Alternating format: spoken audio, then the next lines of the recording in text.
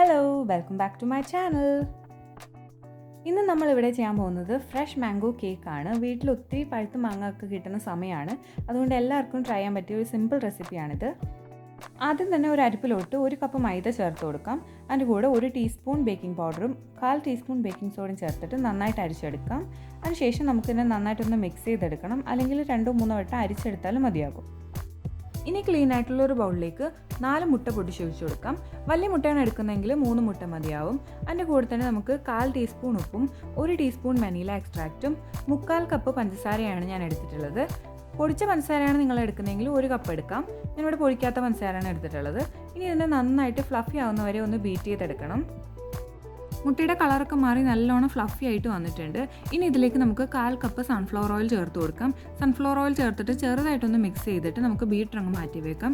അതിനുശേഷം നമുക്കിവിടെ dry ingredients എല്ലാം കുറേശ്ശായിട്ട് ചേർത്ത് കൊടുക്കാം. ഞാൻ ഇവിടെ 2 പോർഷനായിട്ടാണ് ചേർത്ത് കൊടുക്കുന്നത്. അതിൻ്റെ കൂടെ തന്നെ 1/4 കപ്പ് ഇളം ചൂടുള്ള പാൽ കൂടി ഞാൻ ഇതിലേക്ക് ചേർക്കുന്നുണ്ട്. 2 പോർഷനായിട്ടാണ് അതും ചേർത്ത് കൊടുക്കുന്നത്.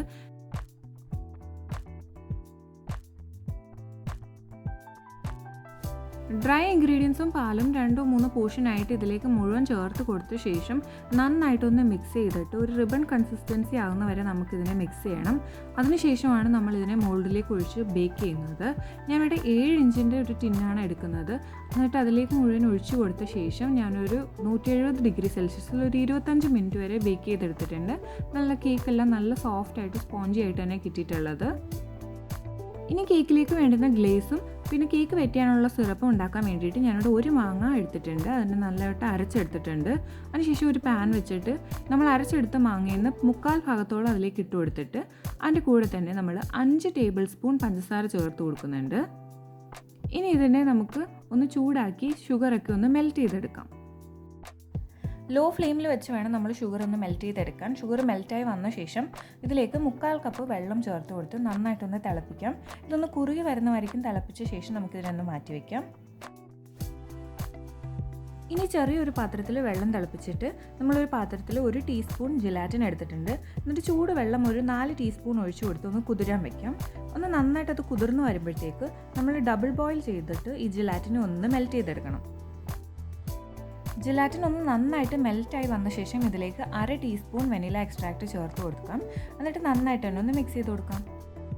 ഇനി നമ്മൾ മെൽറ്റ് ചെയ്തെടുത്ത ജെലാറ്റിൻ നമ്മൾ നേരത്തെ ഉണ്ടാക്കി വെച്ച ഗ്ലേസിലേക്ക് ഒഴിച്ചു കൊടുക്കാം. അതിനുശേഷം നമ്മളൊരു വിസ്ക് ഉപയോഗിച്ച് ഇതിനെ നന്നായിട്ട് തന്നെ മിക്സ് ചെയ്ത് യോജിപ്പിച്ചെടുക്കണം. ജെലാറ്റിൻ ചേർത്ത് നന്നായിട്ട് മിക്സ് ചെയ്ത ശേഷം നമ്മളിതിനെ തണുക്കാനായിട്ട് മാറ്റി വെക്കണം. നന്നായിട്ടൊന്ന് തണുത്ത് വന്ന ശേഷം നമ്മളിതിനെ അരിച്ചെടുക്കുകയാണ് ചെയ്യുന്നത്. ഇതിനകത്ത് എന്തെങ്കിലും കട്ടകളോ നാരോ ഒക്കെ ഉണ്ടെങ്കിൽ അത് പോകാൻ വേണ്ടിയിട്ടാണ് നമ്മൾ അരിച്ചെടുക്കുന്നത്.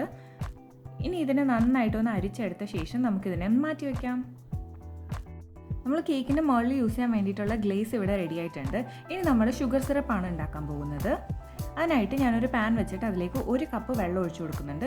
കൂടെ തന്നെ 1/4 കപ്പ് പഞ്ചസാരയും 1 നുള്ളു ഉപ്പും ചേർത്തിട്ട് നന്നായിട്ടൊന്ന് തിളപ്പിച്ചെടുക്കുന്നുണ്ട്. വെള്ളം ഒന്ന് നന്നായിട്ട് തിളച്ച് പഞ്ചസാരയൊക്കെ ഒന്ന് അലിഞ്ഞ ശേഷം നമുക്കിതിലേക്ക് നേരത്തെ എടുത്തതിൻ്റെ ബാക്കി മാങ്ങ മുഴുവൻ ഇതിലേക്ക് ചേർത്ത് കൊടുക്കാം. എന്നിട്ട് നന്നായിട്ട് മിക്സ് ചെയ്യാം. ഒന്ന് കട്ട കെട്ടി കിടക്കും, പക്ഷേ സാരമില്ല, കുറച്ച് നേരം കഴിയുമ്പോൾ അത് റെഡി ആയിക്കോളും. അതിനുശേഷം ഇതിനെ നമുക്ക് തണുക്കാനായിട്ട് ഫ്രിഡ്ജിലോട്ട് വെക്കണം. ഇനി നമുക്ക് കേക്ക് ഐസിങ് ചെയ്ത് തുടങ്ങാം. അതിനായിട്ട് ഞാൻ ഇവിടെ കേക്ക് ബോർഡിൽ കുറച്ച് ക്രീമാക്കി കൊടുക്കുന്നുണ്ട്. അതിനുശേഷം നമുക്ക് ഫസ്റ്റ് ലെയർ കേക്ക് വെച്ച് കൊടുത്തിട്ട് ഇതിനെ ഷുഗർ സിറപ്പ് ഒഴിച്ച് വെറ്റ് ചെയ്യണം. നമ്മൾ നേരത്തെ ഉണ്ടാക്കി ഫ്രിഡ്ജിൽ വെച്ചെടുത്തിട്ടുള്ള മാംഗോ ഫ്ലേവേർഡ് ഷുഗർ സിറപ്പാണിത്. കേക്ക് നന്നായിട്ട് സോക്കാകണ വരയ്ക്കും നമ്മൾ സിറപ്പ് ഒഴിച്ച് കൊടുക്കണം.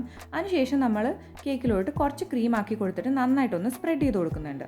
ഇനി നമ്മൾ വിപ്പിംഗ് ക്രീം വെച്ച് തന്നെ സൈഡിലൊരു ബോർഡർ പോലെ നമ്മൾ വിപ്പിംഗ് ക്രീം വെച്ച് കൊടുക്കുന്നുണ്ട്. ഇതെന്തിനാണെന്ന് വെച്ചാൽ നമ്മൾ അകത്ത് ഫില്ലിംഗ് ആയിട്ട് മാംഗോസ് ആണ് കൊടുക്കുന്നത്. അത് പുറത്തോട്ട് ചാടിപ്പോവാതിരിക്കാൻ വേണ്ടിയിട്ടാണ് നമ്മളൊരു സൈഡിലൊരു ഫെൻസിങ് പോലെ കൊടുത്തിട്ടുള്ളത്. എന്നിട്ട് നടുക്ക് മുഴുവൻ ഫില്ലിംഗ് ആയിട്ട് മാംഗോസ് നിറച്ച് കൊടുത്തിട്ടുണ്ട്. അതിനുശേഷം സെക്കൻഡ് ലെയർ കേക്ക് വെച്ചിട്ട് നേരത്തെ ചെയ്ത പോലെ തന്നെ നന്നായിട്ടൊന്ന് ഷുഗർ സിറപ്പ് ഒഴിച്ച് വെറ്റ് ചെയ്യുന്നുണ്ട്. സെക്കൻഡ് ലെയർ ഷുഗർ സിറപ്പ് ഒഴിച്ച് വെറ്റ് ചെയ്ത ശേഷം നമ്മൾ നേരത്തെ ചെയ്ത പോലെ തന്നെ സെക്കൻഡ് ലെയറിനും നമ്മൾ ഇതുപോലെ ഒരു ബോർഡർ കൊടുക്കുന്നുണ്ട്. എന്നിട്ട് അതിലേക്ക് നമ്മൾ മാംഗോസ് ഫില്ല് ചെയ്ത് കൊടുക്കുകയാണ് ചെയ്യുന്നത്.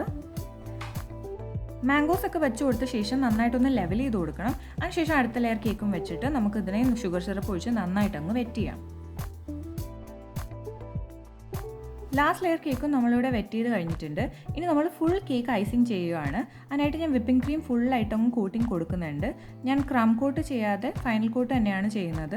അതുകൊണ്ട് തന്നെ ഫുള്ളായിട്ട് ക്രീം ആക്കി കൊടുക്കുന്നുണ്ട്.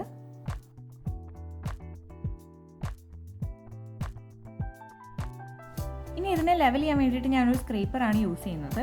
സ്ക്രേപ്പർ വെച്ചിട്ട് തന്നെ ടോപ്പ് പോർഷനും സൈഡും എല്ലാം ഞാൻ ലെവൽ ചെയ്ത് ഷേപ്പ് ചെയ്തെടുക്കുകയാണ് ചെയ്തിട്ടുള്ളത്.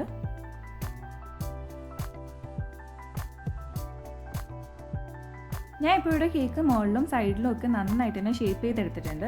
ഇപ്പോൾ നിങ്ങളുടെ കേക്ക് നന്നായിട്ട് ഷേപ്പായിട്ട് വന്നിട്ടില്ലെങ്കിലും കുഴപ്പമില്ല, നമ്മൾ മുകളിൽ ഗ്ലേസ് ആണ് യൂസ് ചെയ്യുന്നത്, അപ്പോൾ അതൊന്നും അറിയത്തില്ല. കേക്ക് നന്നായിട്ട് ഫിനിഷായി വന്നിട്ടുണ്ട്. ഞാൻ ഇവിടെ ടോപ്പിങ്ങിനായിട്ട് യൂസ് ചെയ്യുന്ന ഒരു സ്ലൈസ് മാംഗോയും വാട്ടർമെലനും പിന്നെ ഒരു മിൻറ്റ് ലീഫുമാണ്. അതിനുശേഷം നമ്മൾ നേരത്തെ ഉണ്ടാക്കി വെച്ചിരുന്ന ഗ്ലേസ് ഈ കേക്കിൻ്റെ മുകളിലേക്ക് ഒഴിച്ചു കൊടുക്കുകയാണ് ചെയ്യുന്നത്. ഗ്ലേസ് ഒഴിക്കുന്നതിന് മുന്നേ ആയിട്ട് ഞാൻ 1 മണിക്കൂർ കേക്ക് ഫ്രിഡ്ജിൽ വെച്ചിട്ടാണ് എടുത്തിട്ടുള്ളത്. കുറച്ചധികം ഗ്ലേസ് കേക്കിന് മുകളിലോട്ട് ഒഴിച്ചു കൊടുത്തിട്ട് നമ്മൾ കേക്ക് ബോർഡോടെ ഒന്ന് ചരിച്ചു കൊടുത്താൽ മതിയാവും. എല്ലാ സൈഡിലോട്ടും ഒന്ന് ചരിച്ചു കൊടുക്കുമ്പോൾ ഗ്ലേസ് എല്ലായിടത്തോട്ടും അങ്ങ് സ്പ്രെഡ് ആയിക്കോളും. ഗ്ലേസ് എല്ലായിടത്തും ആയ ശേഷം നമ്മൾ ഡ്രിപ്പിംഗ് കൊടുക്കാൻ വേണ്ടിയിട്ട് സ്പൂൺ വെച്ചിട്ട് ഇങ്ങനെ സൈഡിലായിട്ട് ഒഴിച്ച് കൊടുക്കുകയാണ് ചെയ്തിട്ടുള്ളത്. ഇനി ടോപ്പിങ്ങിനായിട്ട് ഞാനിവിടെ ഒരു സ്ലൈസ് മാംഗോ നന്നായിട്ട് കട്ട് ചെയ്തെടുത്തിട്ടുണ്ട്. അതിൻ്റെ കൂടെ തന്നെ കുഞ്ഞു കുഞ്ഞു ക്യൂബ്സ് ആയിട്ട് വാട്ടർമെലനും കട്ട് ചെയ്തെടുത്തിട്ടുണ്ട്. അത് രണ്ടും ഇങ്ങനെ സൈഡിലായിട്ട് വെച്ച് കൊടുക്കുന്നുണ്ട്. അതിൻ്റെ കൂടെ നമ്മളൊരു മിൻറ്റ് ലീഫ് കൂടി മുകളിൽ വെച്ച് കൊടുക്കും. ഇപ്പോൾ നമ്മുടെ ഐസിങ് ഇവിടെ കംപ്ലീറ്റ് ആയിട്ടുണ്ട്. നല്ല സിമ്പിളായിട്ട് എളുപ്പത്തിൽ ചെയ്തെടുക്കാൻ പറ്റുന്ന ഒരു ഡിസൈനാണിത്. നിങ്ങൾക്ക് എല്ലാവർക്കും ഇഷ്ടപ്പെട്ടു എന്ന് വിശ്വസിക്കുന്നു. ഇനി ഞാൻ ഈ കേക്ക് നിങ്ങളിവിടെ കട്ട് ചെയ്തുകൂടെ കാണിക്കാം. നല്ല സോഫ്റ്റ് ആൻഡ് മോയ്സ്റ്റ് ആയിട്ടുള്ളൊരു കേക്കാണ്. നല്ല ടേസ്റ്റി ആയിട്ട് എനിക്ക് തോന്നിയിട്ടുള്ള ഒരു റെസിപ്പിയാണ് നിങ്ങളോട് ഷെയർ ചെയ്തിട്ടുള്ളത്. ഉറപ്പായിട്ട് നിങ്ങൾ ട്രൈ ചെയ്തിട്ട് എന്നെ കമൻറ്റ് ബോക്സിൽ അറിയിക്കുക. നിങ്ങൾക്ക് ഈ വീഡിയോ ഇഷ്ടപ്പെട്ടെങ്കിൽ please do like, share and subscribe. Thank you.